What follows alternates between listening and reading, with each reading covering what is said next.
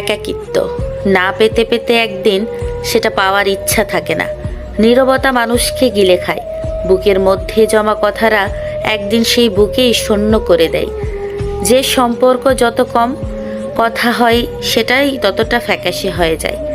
একদিন এরপর কিছুই খুঁজে পাওয়া যায় না, অজান্তেই সব কিছু শেষ হয়ে যায়। এক অদৃশ্য দূরত্বের দেওয়ালে তৈরি হয়, তারপরও সেটা অতিক্রম করা ভীষণ কঠিন হয়ে পড়ে। এই না পাওয়াগুলো একদিন পেয়ে গেলেও আর কোনো অনুভূতি থাকে না। সময় মানুষকে কঠিন করে তোলে, অনুভূতি শূন্য করে দেয়। তারপর যা বাকি থাকে তা হলো পুরোপুরি সমাপ্তি। আজকের কথাগুলো একটা ফেসবুক পোস্ট থেকে নেওয়া, আর তার সঙ্গে বাচ্চারা পিকনিক করতেছে। একটু পিকনিকের ভিডিওটা আপনাদের সঙ্গে শেয়ার করতেছি।